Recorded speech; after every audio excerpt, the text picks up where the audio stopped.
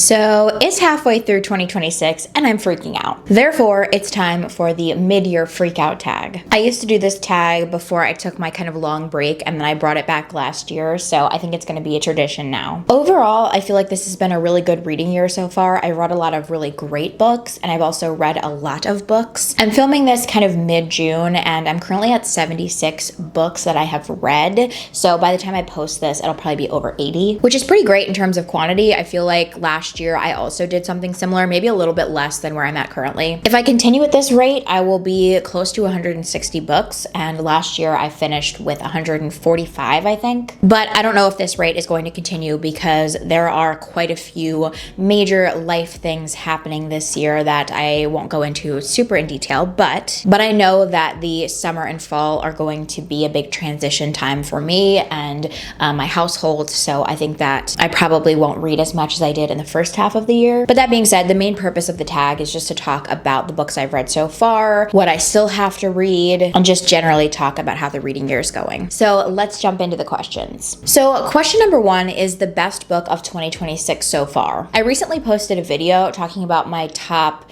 it was between 10 and 12 favorite books of 2026 so far, so I will link that in the description and in the card above if you want more details on what my favorite books have been so far. But I will mention 3 because these ones have come up again and again as favorites. The first one is Natural Beauty by Ling Ling Huang. I read this for a video as well. It was for a beauty horror related video. I've talked about it several times on my channel so far, but it is a book that I really deeply connected with. I had read a few other beauty horror books before this and I really did not love them as much, so this was such a breath of fresh air in the beauty horror category. It does a really good job of exploring beauty horror through like multiple angles. It really talks a lot about Eurocentric beauty standards and how everyone else is trying to kind of get to that beauty standard when that's not at all what they look like. A lot of the beauty treatments discussed in this book are also really wild and out there and speculative, like kind of mutating people into animals or grafting animal skin onto people, making everyone look the same, again with that Eurocentric beauty standard. Everybody is white and blonde and tall and thin, and that's especially interesting because our main character is Asian, and that's a big part of her identity and her relationship with her parents, related to their immigration and their cultural background and their history, and that is all being erased as she works at Holistic. So yeah, I just really fell in love with this book. I thought that it was so well done, so beautifully written, and really captures that beauty horror aesthetic and vibe in a really unique way that I don't think the other books did. Another favorite that I want to talk about is Just Watch Me by Lior Torenberg.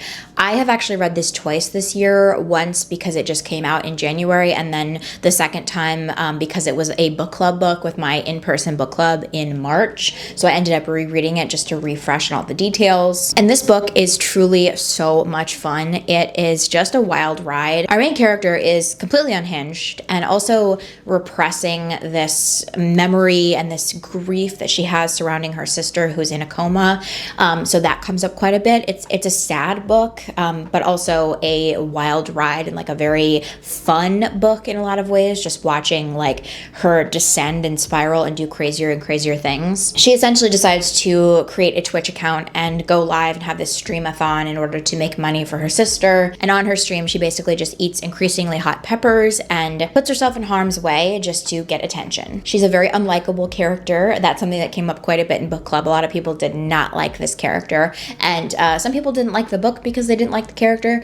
I'm a big fan of unlikable narrators, and I really liked the exploration of the subjects of grief and parasocial relationships because that's a big part of the book as well. But yeah, I mean, for the most part, it just is a really, really fun and wild ride. So I really loved this one. And then the third book that I want to talk about is Kindred by Octavia Butler. I've been really getting into speculative fiction and sci-fi, which is totally kind of new for me, but I really like how this book plays with historical fiction, literary fiction, speculative fiction, sci-fi. Like, it's all wrapped up into one, and it doesn't feel like this intense high sci-fi type of vibe where you don't really understand what's going on and it's a completely new world. That's really hard for me, but this does a really good job of blending genres together and making it easy to understand. It is a book about time travel, but it's also a book about the antebellum South and slavery and a woman who goes back in time to save an ancestor. And it's about her relationship relationship with the past and the history of her family. It's about power dynamics. It's one of the most singular and unique books that I have ever read, and I will absolutely be coming back to this and rereading it.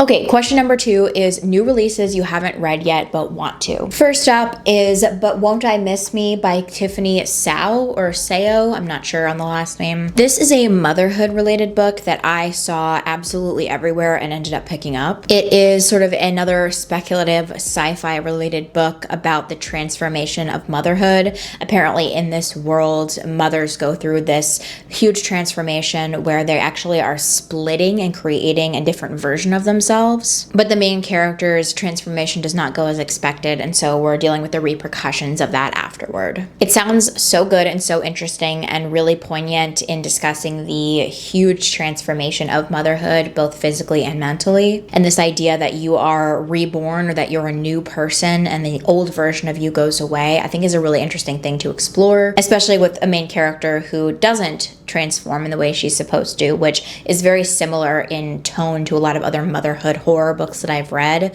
They're mainly about women and mothers who don't transition well and who are struggling with motherhood in whatever way that looks like. So this is definitely going to be up my alley, I am sure, and I definitely need to read this before the year's over. Another one that comes to mind is A Good Person by Kirsten King. The little blurb says this is about an anti-hero who seeks revenge on her ex-situationship with a hex, only for him to actually literally die. So yeah, that sounds right up my alley. This was an anticipated release for me just because I had seen a lot of people saying that it was really good, or a lot of people were really interested in it online, and I didn't end up requesting the ARC for this because it was coming out a little bit earlier in the year, and I only got signed up for NetGalley in, I don't know, mid-January, so I didn't end up trying to get an ARC for this, but it is one that I really do want to read, and I'm on hold on Libby, and I have like 6 weeks left, so we'll see at what point that comes in, but when it does, I definitely intend to read it because it was an anticipated release. And a third one that comes to mind is Femme Feral by Sam Beckbessinger, I think. I'm not sure how to pronounce that. The kind of general pitch of this book that I've heard is that it is very similar to Night Bitch, but it is about a woman who thinks she's going through menopause, but actually is turning into a werewolf. It looks like just a fun feminine rage type of book, and it was on my anticipated release kind of list. And I just the other day was looking to see if I had any books from that list that had come out that I forgot about, and this was one of them, so I ended up putting it on hold. I have 20 weeks to wait for this one on Libby, so we'll see at what point that comes in, but I would like to read this before the end of the year, presuming that it comes in and I can get to it. The next question is the biggest disappointment. That would have to be I Love You Don't Die by Jade Song. I had incredibly high expectations for this book because Chlorine was one of my maybe top 5 favorite books of 2025. I absolutely loved Chlorine, and so I was able to get the ARC for I Love You Don't Die. It was one of the first ARCs that I got. I was so disappointed by this book. It is so different in tone. It is very much focused on depression and nihilism and hopelessness, and I just didn't connect to the characters. I didn't connect to the main character and her struggles. I felt like the relationships, like the romantic relationships in the book, were underdeveloped. It just didn't have the same feel as Chlorine, and I can appreciate an author trying something different and having a very tonally different book between their, first and second book particularly. I know that it is notoriously difficult to write a sophomore novel because you have put out a novel that, potentially people really enjoy, and you've kind of set the bar for your writing, and then you're trying to meet the expectations of everyone. And, I think it's hard for readers when they feel really connected to a book and the style of a book and the horror elements. In this example, I was really attached to the body horror elements of Chlorine, and that was really memorable to me. And then to have the second book be so tonally different and so different in genre almost, it just wasn't what I was expecting, and I was very disappointed by that. If I hadn't read Chlorine, I might have felt differently about this one, but just coming off of that experience with chlorine. I just really had a hard time with this. Okay, the next question is kind of the opposite of that, and it's the biggest surprise. And for me, that is going to be Endling by Maria Riva. I thought that I would like this book, but I did not know how much I would love this book. This is a book that I had seen floating around, but it was one that my friend suggested that we read, and it sounded pretty interesting, but I didn't think that I was going to like completely fall in love with it, and I really, really did. It's a bit different than the books I've been reading lately. It is more in this literary metafiction sort of genre. It was a Booker Prize long list book from 2025. So the caliber of writing is very excellent. I really like the metafiction elements of this book and how the author interjects into the story to tell kind of her version of things and how you're not quite sure what's real and what's imagined. I also thought it was so interesting putting like the acknowledgments and about the author like smack in the center of the book and then continuing the story afterwards. It was just a very creative and unique way of showing this kind of break in the story and this new trajectory. Like I said, a very different book than what I typically pick up these days. It was not a weird girl book. It was not a horror book, but I was so pleasantly surprised at how much I loved the characters in this book. The main character, Yeva, is just so lovable. I just really have a lot of empathy for her, and I find her really funny, and I just really appreciated her as a character. But there are a lot of other characters in this book that I also really liked, but she happens to be a character who I particularly loved. And yeah, I was just so surprised at how much I enjoyed this since it is so different than what I have been reading. Okay, the next question is favorite debut book or new author. I have two choices here. Both of these are the only book out by their authors, and they were both new to me, obviously, since their debuts. The first one is Patchwork Dolls by Isabella Chung. This is a short story collection that is speculative in nature. It kind of plays with body horror a bit as well. It has this sort of fabulism to it, and it interrogates things like technology and beauty standards. There were several stories in this book that I think will stay with me for a very long time. I knew that I would like this since my friend recommended it to me, and we have very similar tastes in things, and she absolutely loved it, so I knew that I was going to like it, but I absolutely loved this book. And I was very impressed by the author's ability to capture the extent of the narrative that she does in each story in such small snippets of writing. I'm always so impressed with short story writers because it is so hard to craft something that feels done and fully realized in this short amount of time. And I will definitely be looking out for anything that this author publishes in the future because I really, really love her style of writing. And the other author I want to mention is Lian Zhang. I believe that's correct. But she is the author of Julie Chan is Dead, which is also her only book that is currently out. I had seen this one around a bunch, but never actually picked it up, and I finally did this month. And this one was so fun. It is a twin mistaken identity, one twin takes the other one's identity type of book, which is so much fun. And it really does feel like a quintessential thriller, but a really, really well done thriller. It kind of has Bunny vibes with the cultishness of all of the women on their private island. So just very weird and fun, and I really just liked the style of the writing and how compulsively readable this book was. So I will definitely be reading anything that she puts out after this. The next question is your newest favorite character, and that has to be Margot from Margot's Got Money Troubles by Rufi Thorpe. Margot is young and naive, and we get to see her grow over the course of the book as she is stepping into this role of motherhood, finding her voice. She spends a lot of time in the beginning of the book just going along with, other people, and particularly with her professor who ends up being her baby daddy. At the beginning of the book, she's kind of just swept along with what everybody else wants to do, and it was really awesome seeing her grow throughout the course of the book and start standing up for herself and her son. I really liked how she wrote in first person and third person, and she talks about how writing in third person helps her empathize with herself and see her problems through a new lens, which I thought was really interesting. She doesn't always make the best choices, that is for sure, but she is young. She's, I think, 20 when the book opens up.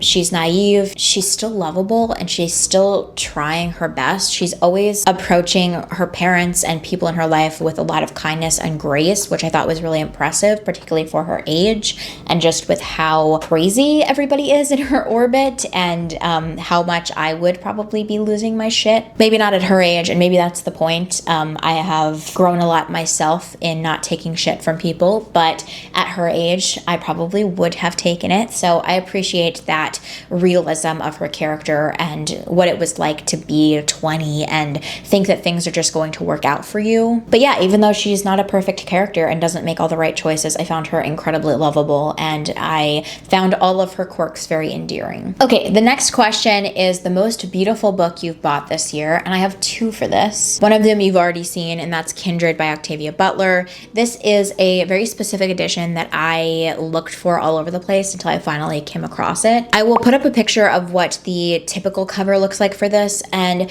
it's not that I don't like it, I just like this one a lot better. So I wanted to own this book, and I just decided to kind of keep looking until I found this version. I mean, seriously, it is so gorgeous. How can you not? And my other prettiest book is Wife-Shaped Bodies by Laura Cranehill. This is a new release that I have not gotten around to reading yet, but just look at that cover. I mean, it's shiny, it's sort of embossed, so it's raised. All the like water droplets on it are raised, and it's just so beautiful with the mushrooms and the face. I absolutely love this one. Okay, the second to last question is books you need to read by the end of the year. So this is where I begin to have the freak out portion of the Mid-Year Freakout Tag. I have many books that I still need to read by the end of the year.